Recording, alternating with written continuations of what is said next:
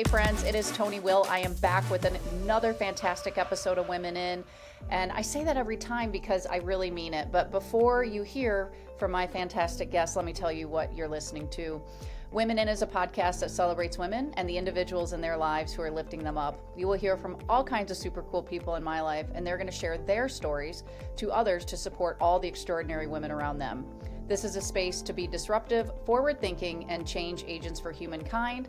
It is uncensored, fun, and curiosity-driven. This is what I'm passionate about, breaking down the barriers for my kids' generation. It's equal parts about my guests and the places we came into each other's lives, whether it be the Kalamazoo Wings, Mindfulness Elevated, Tony Will Coaching, or you happen to be in my family and friends circle. Today, my guest is a fantastic Justine Clark. After 25 years of transforming lives in London, Justine is excited to bring her passion for well-being and therapy and coaching to New Zealand. She believes the world needs to be emotionally healing, and true transformation comes from human connection, self-awareness, and breaking free from self-limiting beliefs. Her approach, she guides you through meditations that help you tune into your body and mind, bringing awareness to what's really going on inside. By connecting to the present moment, you can release emotional blocks, reduce stress, and create long-lasting well-being. Together, we can navigate menopause with ease and confidence, manage stress and feel better for longer, boost your energy and improve sleep, achieve your goals and live with purpose, connect with a supportive, like-minded community. So, Justine, welcome. Oh my gosh, I need all those things. Don't we all, Tony? Don't we all? How are you? I'm so good. I mean, making this big move from London, moving my 14-year-old and 16-year-old daughter all the way across the pond to New Zealand was a big mission, right? A big mission. And without the clarity of removing alcohol from my life and really focusing on my own well-being, I couldn't have done it. And I've done it, and we're all thriving. So, and it's beautiful here. It's beyond beautiful. Well, so here's the thing, Justine, we're recording we're February here. So, and I'm in the US in Michigan, and it is today when I left the house, it was 11 degrees, which is Fahrenheit, which is really, really cold. And Yeah. you're in New Zealand. So what's like the temperature there right now? Right now it's 21 degrees Celsius. So that is just beautiful. It's like you don't need a jumper, but it's not too hot, but the sun's shining, the birds are It's summer. chirping. It's Yeah. midsummer. Yeah, It's midsummer because it's our midwinter. And the exactly. beautiful thing, one of the first questions, I actually asked you a different question first, but let's backtrack because you talked about living alcohol free. So let's talk about how we met. That's the first question I ask all my Yeah, guests, and then yeah. we just kind of go from there. But you're also a fellow podcaster. So, but let's start with that. How did we meet? We met through a mutual This Naked Mind coach, which isn't just about freeing us from alcohol or changing our relationship with alcohol, but it's actually about finding a tribe and a community of like-minded people. So Jeanette, who I love and adore, Levitt, who's a coach, she's been working with you, and she said you're amazing. She's been speaking about so highly of you for the last year or so anyway, just buzzing. And then you reached out to me and said, let's talk. And I'm like, of course. Yeah, she was, so Jeanette is fabulous. And she was talking about how she was on listening to your podcast with your friend, cohort, fellow alcohol free Coach badass, Barry, Barry. yes. Yeah. Yes. Yeah, And that's you launched Barry. a Yes. podcast. Yep. So I said, I got to listen to this. So I'm listening to the podcast and I've been sharing it with my clients. And then I said, I need to have them on. And so, because I'm all about lifting everybody up in whatever, like we're passionate about the same things. And what's so cool about this is that we are all over the world and we're connected by this one choice to remove alcohol. It's just so powerful.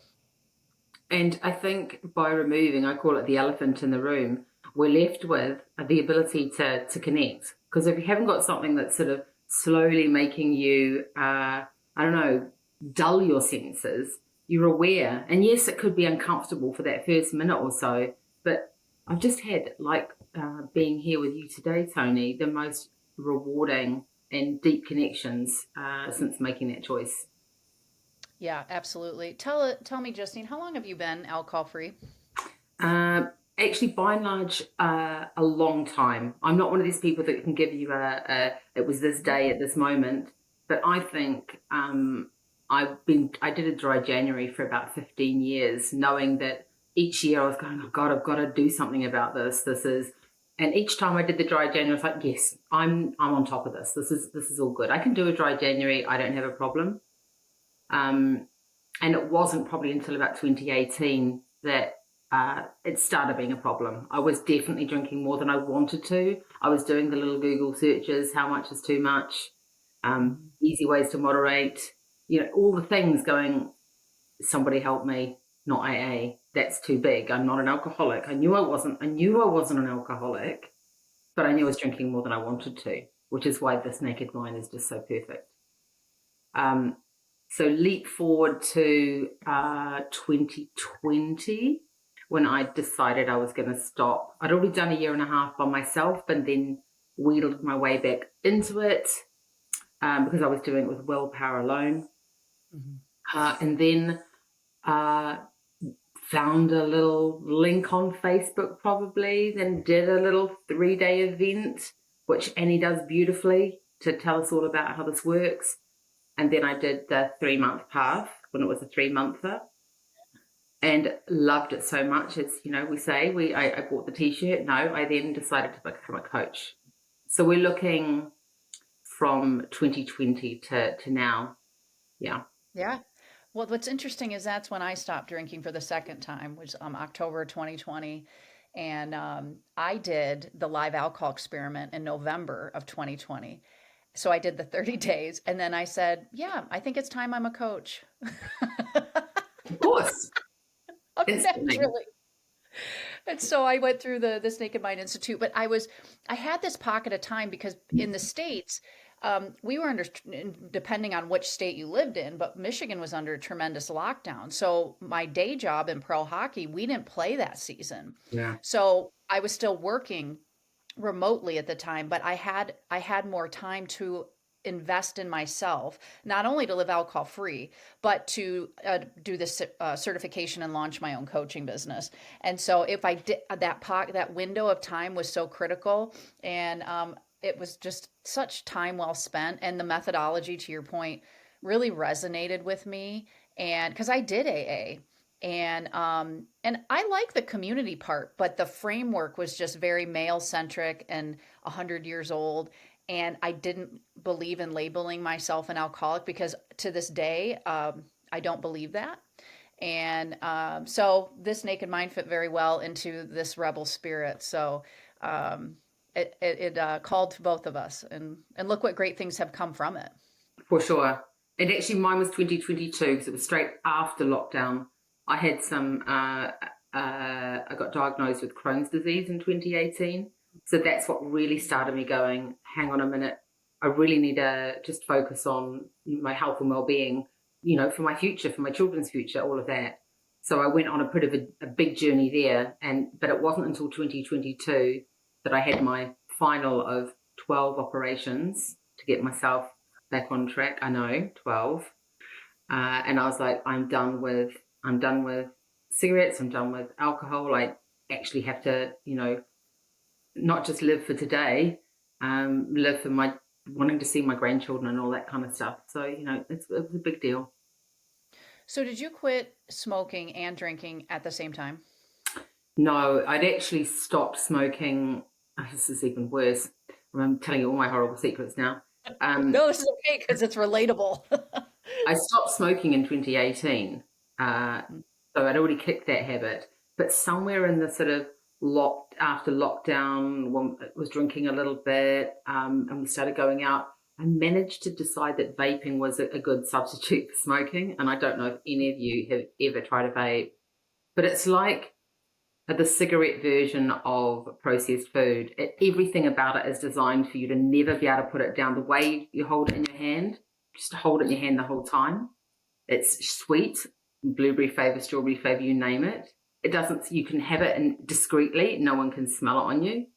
And it is literally, I would say it's worse than for somebody who likes a prop, or for someone who, I don't think we've got addictive personalities, but somebody who can attach to things, vaping is frightening, really frightening. So it was vaping I stopped, and alcohol. And I did it for 3 months by myself because I had the spinal surgery. So, easy to not, because you're kind of laid out. I didn't want to be vaping in the hospital. That was my thing, because I knew I'd be in hospital. I couldn't imagine having a vape in the hospital drawer next to you going, how can I? It's awful. Awful. Yes. Whatever worked to quit, right? I mean, yeah. And then it was that was the end of October, the final operation was. And then by December, I'd already done 3 months. That's when I did the January that's when I did the 3-month path in 2023. And I was just so excited with myself because I'd already done 3 months in the clear. I was just like, this is the way forward for me. Did you find that okay, I have two questions. Did you find that because you'd quit smoking and quit vaping, and you had to quit each separately, Yeah. that did it make quitting alcohol any easier because you have what I call receipts, like you had the experience from quitting some other very highly addictive substances? I guess what I would say about alcohol is the difference with alcohol is because it's inebriating. I have a different personality as a drinker. And I guess, that's why I was never a glass of wine person. I'm always like, it's not about just the substance for me or the society part of it. We talk about in This Naked Mind about the three yeses. We drink for the substance, we drink for society, and we drink for ourselves. And lots of people who are moderate drinkers only drink for the taste of it and to be sociable. But when we start drinking for ourselves, that's the level where we're looking for an effect. And for me, I was looking for that escape or a feeling where I was changed. And that was always going to be more than one drink. That was always going to be 3. So, and then there's this personality change. I really felt that I was a different person because I was either wanting to have a drink or thinking about drinking or feeling crappy for having drunk. And that's the difference for me between alcohol and vaping. I think nicotine operates slightly different in the body. It's a constant need. It's a constant, where is it? It's like a fidget response for me. It's like, oh, there it is, I'll have some. There it is, I'll have some. There's not the kind of deep melancholic process of, oh my God, I drank yesterday, I mustn't drink. And then all day goes along ahead of you and you're not drinking. And then it hits, 6 o'clock or 4 o'clock or whatever. And you've gone and had one, So I think it's a more drawn out drama with alcohol, whereas the cigarette and the vape is so sort of quick fix. Yeah, it's so interesting because I've never been a smoker or a vapor, and not that makes, I mean, listen, I got hooked on alcohol real easy. And talk about a personality switch. My friends would call me Tony Party Time back in my drinking days, which at the time I hated, but now I think it's hilarious. But that's because I quit drinking. But but I used to, like, in high school, a lot of my friends smoked and I wanted to fit in. And so, but what was funny is I didn't care if I was drinking or not, and they drank too, but I didn't. And that didn't bother me, but I wanted to smoke. And so I would try smoking. And I had a Zima, this is back in the mid 90s. And I had a Zima and I took a hit off a cigarette and I threw up, and because of the nicotine. And so it was enough for me to say, oh, I don't like that. Right. But it wasn't like that with alcohol, right? Because it could have been either or. It was probably a combination of the two. And I was, 17, 18 years old. But I always applaud people that are authentic and honest about talking about, okay, I've quit smoking, I've quit vaping, I've quit drinking. And like, you're a pro quitter, by the way, and it's different to quit each thing. So, and really being like, yeah, I did this and I'm proud of myself, and sharing your story because it helps so many other people that want to quit whatever they're working on. And just to extend it even further, I'm trying out all the new gyms now that I'm in New Zealand. They all do like free trials, right? So I've tried this really big gym in New Zealand last week called Les Mills. I don't know whether they've gotten to the States yet, but there's like their brand is Body Pump and Body this and Body that. Last week they were giving out protein bars all week. And so I took a protein bar every day going, they'll be good to keep in the cupboard, right? For an emergency. Well, these things are designed by some clever scientist who's coated it all in a chocolate-like substance. It's gooey, it's sweet, it's chewy, it's hit salty, it's hit all of the, and you turn it over in the packet and there's like 60 ingredients. Could I keep those 5 bars in the cupboard for a rainy day, or did I eat them all like within 5 days? Yes, I did. Did I eat 2 in one day on one of the days? Yes, I did. Because these things, these substances are designed by people to make us want them. It's not my fault that I'm craving this delicious protein bar. It's because it's been made to be moreish, just like alcohol, cigarettes, vaping. 100%. I got to tell you, do I know Les Mills? You bet your butt. I have been doing Les Mills for 20 years, and I was certified for a long time in Body Pump, Body Step, Body Attack, and RPM. Yes. So for 2 decades, I am a big Les Mills fan, and I brought it to Michigan back when my son was like a year old. So yeah. How funny. I love Body Pump. I went into labor doing Body Pump with my second child. And I kept doing the class. I love it too. I would love to go because I have all like old school, because I've been doing it for so long. I have all the DVDs. Like it's so fun. I would love to do some of the instructors. Yeah. So you can see why I went down. I was like, they're doing a trial. I am down with it. And they are just such positive trainers. I love it so much. It's such a great workout, and that's something that I value very much. It sounds like you do too, which pulls me to my next question, because you had 12 surgeries. You quit all these vices. And so tell me, what's the health improvement been for you? Because I would imagine you've seen some major improvements in your health since you've really worked hard to stop doing the things we've been talking about. Yes, 100%. I reckon I was quite it wasn't a sick kid. I was very fit. I won all the running races. I did gymnastics. I was really active like I am now. But I had allergies, and I used to get sort of tonsillitis all the time because we were in like a moldy house. So all of the things around pets, all of the things that contribute to, problems when you're young, your little growing immune system, I struggled with. So I ended up getting sick a lot, having lots of antibiotics and so on. So I was battling with my health pretty much unlucky from very small age. We moved around a lot as well, so that doesn't help, all the stuff. So by the time I was a young adult, I was already really acutely aware that I needed to look after my health. I was in my early 20s when I first did the liver cleanse diet.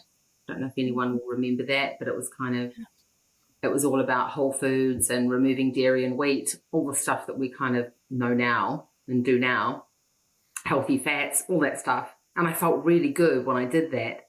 But then, alcohol from the time I was 16, 15, 14, whenever it was, just crept into all of my social life.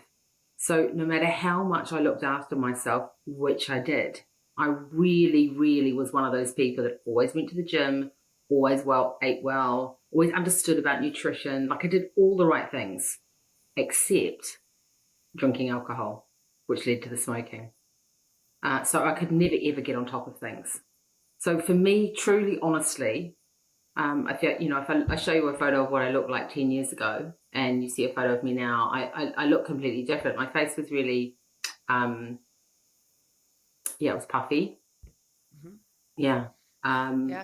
And really, dark circles under my eyes. I was quite bloated as a person. But still look, still relatively the same size, still relatively, like you can't really put your finger on it specifically, but I can tell you it's at a cellular level. At a cellular level, I am a completely different human. Though I was listening to, what's his name? Zolta Longo, the longevity scientist, yesterday, and he was saying that we've got to remember that your brain, your lung, or every single part of you that these, consultants go and learn all about, the one thing they don't teach you in medical school is it's literally the tissue is made from what you're eating. So the quality of your heart tissue, the quality of your lungs, the quality of your brain is literally made from the food you eat and damaged by the alcohol you drink. So quite simply, those of us that are free of alcohol are different at a cellular level.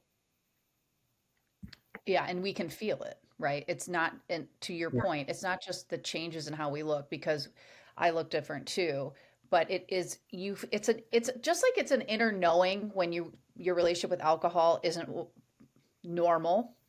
It's also an inner knowing when you can feel it at a cellular level, what it's like not to have the substance in our bodies for an extended period of time. It's Yeah. it's just we're different. Don't you think Uh, it just, and to your point, exactly your point, don't you think it just gets better with time as well? Like, actually, because the cells are good cells that then make good cells and they make better cells. So I sort of feel as we go further on, 2, 5, and I'm sure 10, that, the quality of the engine improves because we're putting this good fuel in all the time. And we're not putting in the crappy fuel, and we're cleaning it all the time as well, because our body's detoxification processes are working well. And then the gold is, once we've got a good engine, we can start working with our emotions and some of the other stuff that we've been carrying around. We can meet ourselves in the mirror. And I know we'll talk about this later, but that's what I bring with my coaching. I've been a healing therapist for 25 years, but now bring that in with the alcohol piece or helping people remove alcohol. It's almost like, removing the veil. And we can start dealing with addressing sleep, addressing menopause, addressing stress, because we're fully present and able to be present with ourselves. 100%. So I'm this year in 2025, I'll be 5 years alcohol free. My mom just passed away. What's today? 11 days ago.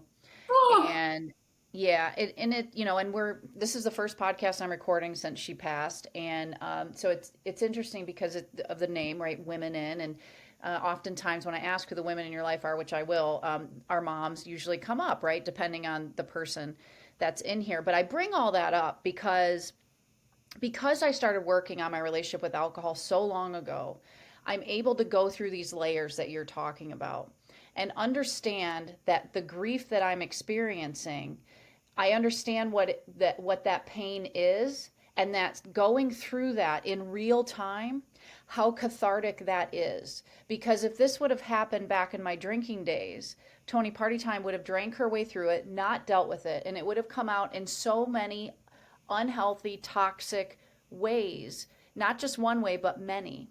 Self sabotage. And so I completely understand the work you do. And by removing alcohol, that veil has allowed me, now that it's lifted, to say, this, I'm feeling emotionally uncomfortable. Yes, which is normal when you lose a parent. And it's okay. It's okay to be sad. It's okay to feel lost. It's okay to feel a little untethered. Never do I think alcohol is going to solve that because it's not. It's not. So I want to hear more about your work. Tell us more about the work you do. And are you working with women, men, certain demographic? You mentioned menopause. Is that like a niche you're in? How is that tied to your coaching business? I know there's a lot in that question, but tell us everything.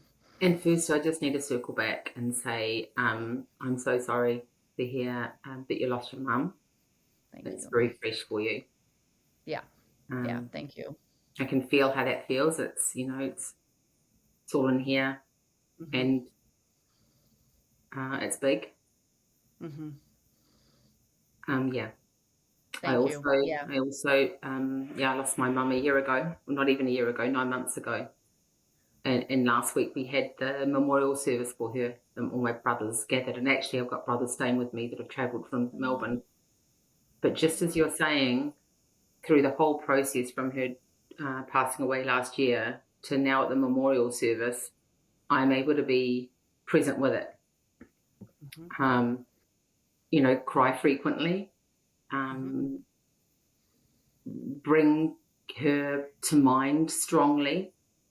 And the gift of that too is strengthening and being able to hold the memories close now while they're still fresh in our mind, makes them nice and strong and deep. And I really remember my mum's hands, and I really remember her smile. And oh, I'm so sad that she's not here. I'm so sad, but it's so beautiful that I'm really strengthening those memories, because by doing that, we're going to talk about the women in our lives and who we work with, but my mum is part of my sacred self, part of the sacred self of all the women and all the men of my life. And the more I bring her memory deeply into my heart and myself, then, that old saying, she'll be with me forever. Yeah. Oh, wow. We didn't even know how much in common we had, and Mm. here we are, not even a half hour into this, and so much in common, and fully understanding what it's like to lose a parent, and especially our moms, and how that changes us, right? Like, what I've been reflecting on is there's so much value in our memories, right? And in Yeah. the time we spend with our loved ones. Mm. And a lot of the cliches are, true, but it's like spend as much time as you can, because you don't know when it's going to be the last day. And because my mom will always, and as your mom, be alive in our memories, but we can't hug them anymore, right? We can't hold their hand anymore. And so that's that sadness, right? And it's okay to cry every day. I was crying today, because her celebration of life is in 2 days, and I, quite honestly, I'm not looking forward to it, for a lot of reasons. It's not that I don't want to celebrate my mom. I do. It's just it's overwhelming. It's Yeah. overwhelming. Yeah. So I totally get that. And there's this sort of, at this first part of the process, you do need, you're in shock. It's not that you're disassociating, because you're not, you're present with it, but there's the shock element. So I almost feel that it's like surfing, and that the waves are going to keep coming, and our job is just to keep catching the wave that's coming, rather than going, oh no, I'm going to dodge this one, dive under it. If it's a good wave and it's coming and you can ride it, just get yourself up on that board and get on the wave. I love that analogy. It's so true, because there's a day, like the other day, this is something small and it's going to sound really kind of dumb, but my husband and I eat oats in the morning, and I didn't have the energy. And this is funny. I didn't want to push the scooper back into the oat to put the top on. And so I put it in the drawer, and Josh says, Tony, where's the measuring cup? And I said, I don't have the resilience to try and push it down into the oats. But we both laughed, because I'm like, that's how low my resilience level is right now, like in that day. And I find that was one of those waves you're talking about. Like, and I would never have recognized that, Justine, had I not been doing all this work for all these years. For When sure. stopping drinking and built, and you, in your bio, you said this, self-awareness. It's such a big part of this. And just seeing myself and knowing I am in shock. And I told my dad today on the phone, you and I are not in our right minds right now. Just, we No, think we are, but we're not. no, for sure. For sure. And actually, we had the memorial service last week, and it's like idyllic plot. You couldn't imagine a more beautiful place. Rolling hills, mountain behind, a really small graveyard on a hilltop. I mean, it's like one you'd see at the cinema, that type of. And I hadn't seen all my brothers. I've got lots of brothers. There's 4 brothers and all their wives and all the kids. They were all gathered at the cemetery, and I turn a corner and just see them all like you would then an opening shot of a movie, and it just hit me like so hard, like literally. It wasn't a panic attack, because a panic attack is something that takes over you, but it was an emotion that was I was breathing it in. And it reminded me of like labor. or another intense event around life. Like, she came at me so strong, and I was able to just, wow, breathe this in, this bigness of my family all here to be with my mum, and wow, guys, and my girls were in the back seat, and they were able to witness me breathing through this event and riding this big wave, and then to pull up the car and get up and carry on breathing, and right, girls, let's go and do this. What a great example for your daughters too, because we were in this position, right, where we're sandwiched in between a dying parent and raising our own children. My youngest is 18. And, it was just weird when my mom passed because I was thinking, like, this is going to, I'll be next, and then my daughter will be, because daughters usually end up being the caretakers, at least statistically. And so I was just like, how, I don't know, profound that is. And so that the fact that your daughters were there with you, not just obviously at their grandmother's celebration of life, but you going through that moment, they were there too. And I think you were asking me earlier about who do I work with. Well, Yes. it's more an idea of what I work with rather than who I work with. So my mother was through and through a helper on the Enneagram, if you know Enneagrams. She's a social worker. She was an empath. She was compassionate. She was just moved and lived in love. That's who she was. So, she's passed that on to me. But so I've taken the sort of social work to the next level rather than just working with those that are, in crisis, which is what she did. I work with, I guess, what I would call the maternal field. So we have grown up in a patriarchy where both the men and women living in it feel that we need to live to certain rules and obey by the rules, and the man does this and the woman does this, and we don't operate from a connected heart, root, and headspace. We sort of are all sort of buzzing around with headlights trying to do the right thing. So whether it's a man I'm working with or a woman I'm working with, I'm coming right back into connecting our calming down the monkey brain, getting into that central nervous system, just coming back to feeling safe, coming back to feeling sound in ourselves, feeling into our heart, our bellies, and our base. And from there, we can start to deal with all of our ills and woes. There doesn't have to be trauma. It's just we can start to be well and feel well in ourselves. So those are the people I work with, people who are ready to meet me there. For the listeners that don't know about this topic, I've studied a lot about the brain. My mom, her death was due to Alzheimer's, and so I'm obsessed with all things brain health. And also because it's tied so closely to alcohol, right? How much it affects the brain. For sure. Yeah, for sure. So tell everyone, the audience, how do you define the monkey brain? It's more, for me, it's more about how stress, which is the hormones in the brain create stress hormones, so the adrenaline and cortisol we're going to talk about.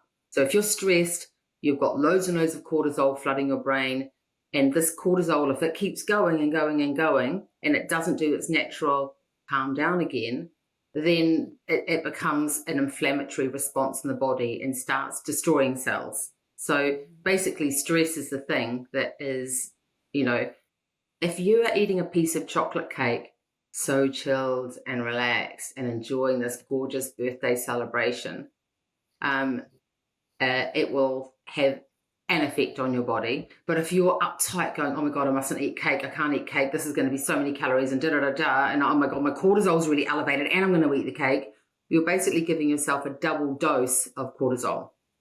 So when I'm talking about monkey brain, I'm really talking about taking it right back to the floods of hormones that flood the body. And it's the flood of cortisol which will keep us in monkey brain mode. And if we're able to actually just start to bring ourselves back into ourselves through diet, exercise, meditation, seeing a well-being coach, reducing alcohol, then we come back into ourselves. And then speaking directly to the monkey brain, I would, in this naked mind terminology, talk about the cognitive dissonance, about the do I, don't I.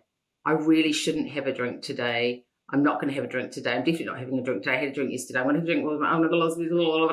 I'm having a drink now. I'm just going and getting it and having it. No, I shouldn't have had it. That's right, I'm having it. It's this constant noise. So for me, the monkey brain is the difference between the conscious brain and the subconscious brain, combined with these floods of hormones that are happening all the time.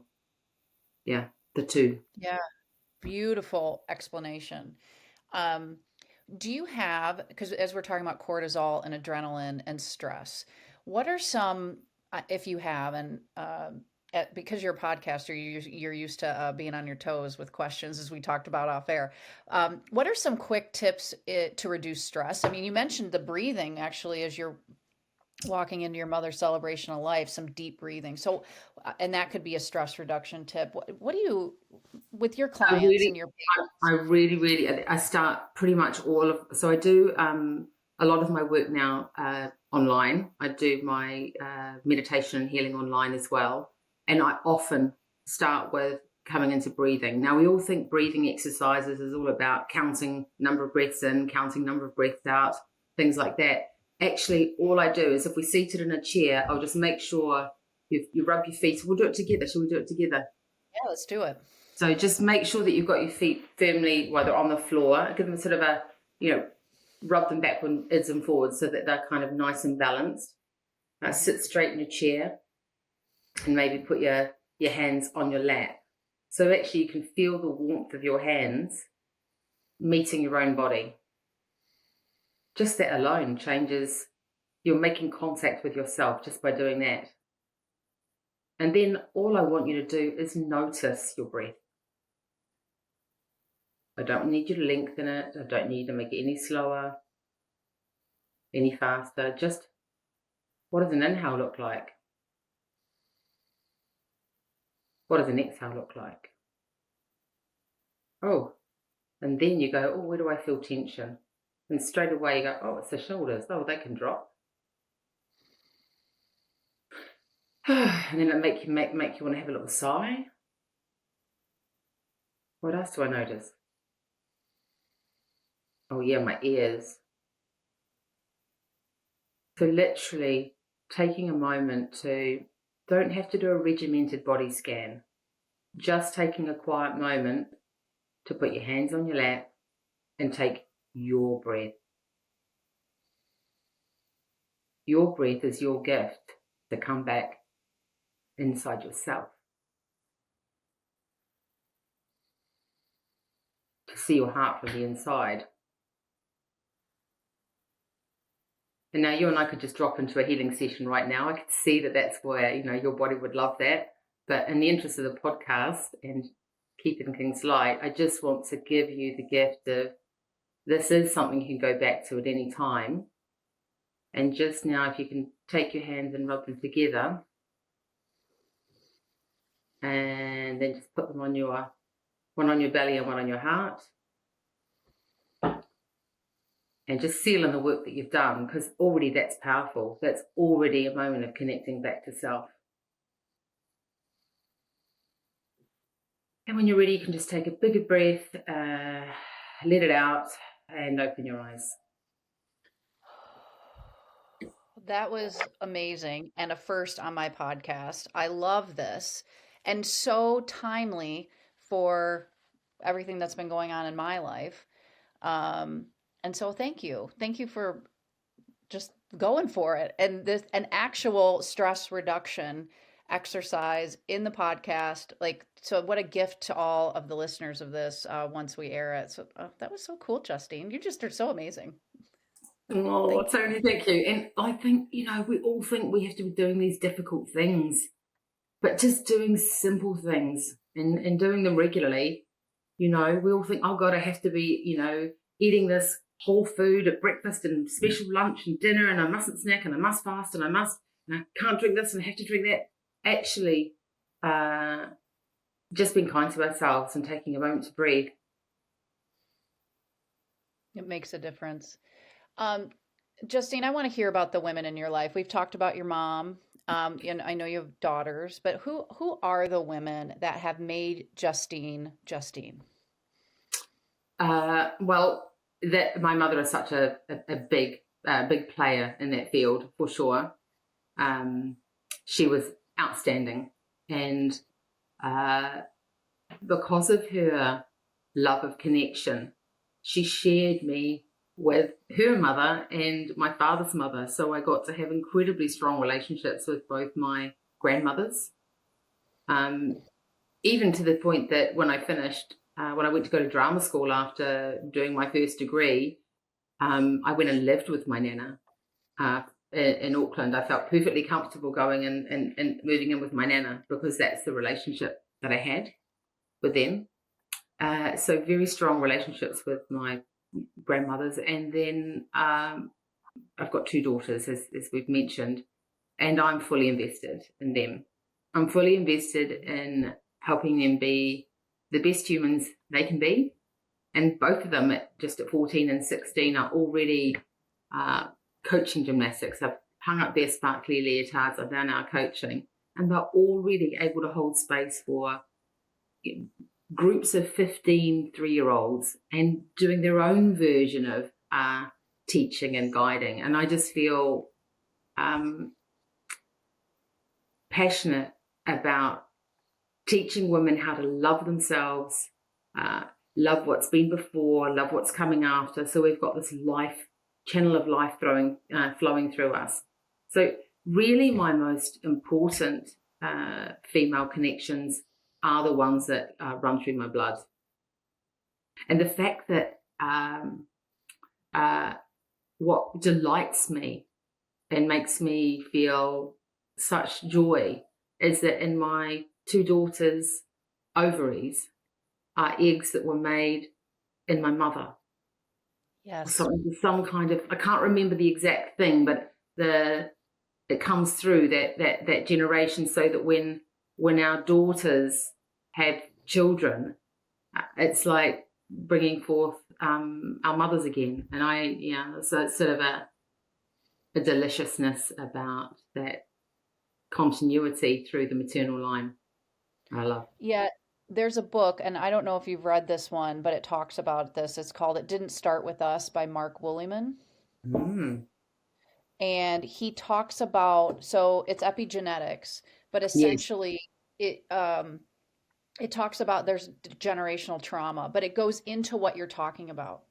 And I read this book about maybe 2 months before my mom passed, and I was able to ask some questions. She couldn't answer them because of the very late stage of Alzheimer's, but it allowed me to understand. My dad was able to fill me in a little bit on that maternal thread through her side.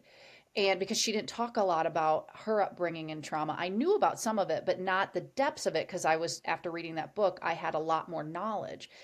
But then when she passed, and I'm intrigued to see if you felt this, it felt like there was a part of me that went with her, and not in a morbid way, but because we share that DNA, that genetic, like there was just like I could tell when she was dying. I could feel it. And I think I probably sound nuts, but I could.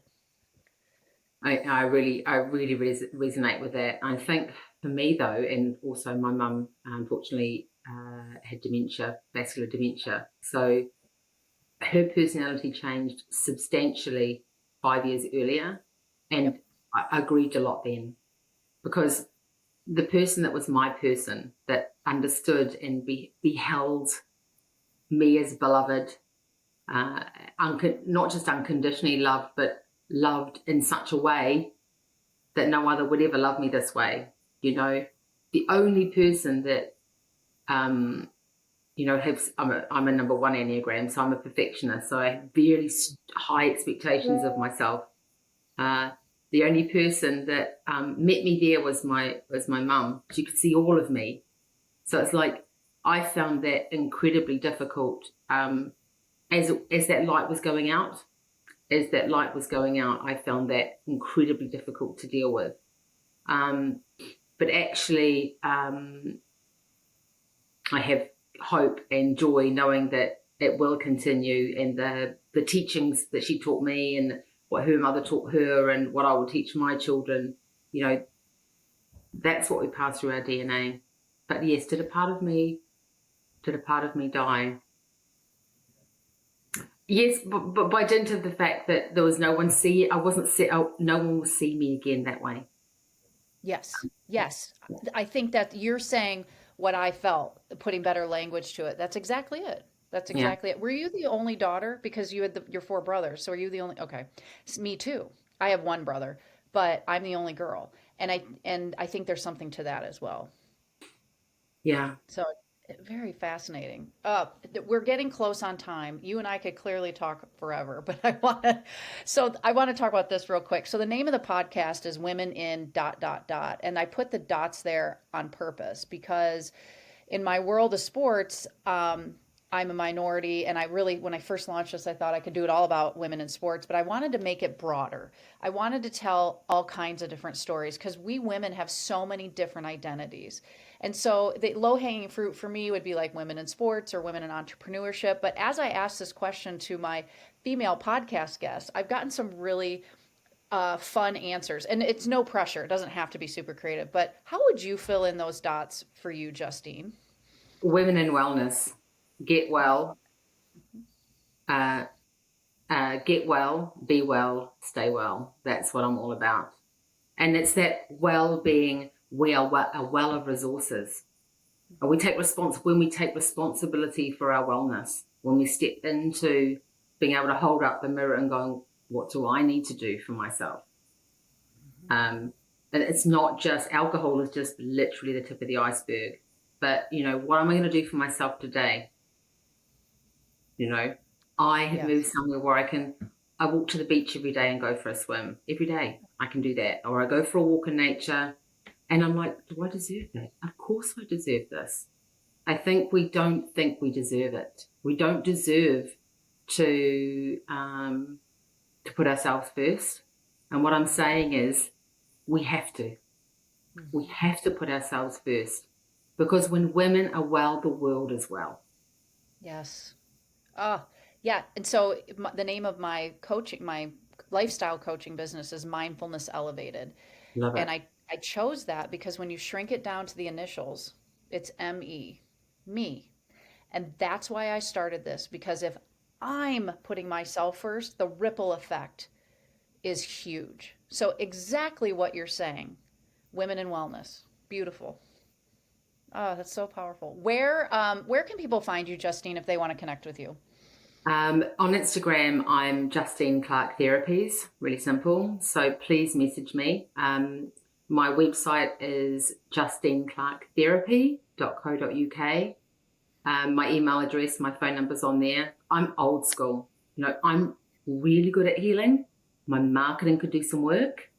But what I would say is I love working online, and the profound connection and healing I can do via Zoom and distance is exceptional. So please, if anybody's listening and is curious and wants to have a chat or wants to do something like what I did with you, Tony, but really go there, please do reach out. And also our podcast, Barry and I do this a podcast, which is the Alcohol Freedom Finders. And we have chats like Tony does with both people who have gone through a journey and with people that work in the industry as well. So, yeah. Oh, awesome. Yes, I can't recommend their podcast enough. And we were talking off air, but your episodes are about 25 minutes long. So what's great about that is they're really palatable. You don't have to sit down and carve out 2.5 hours.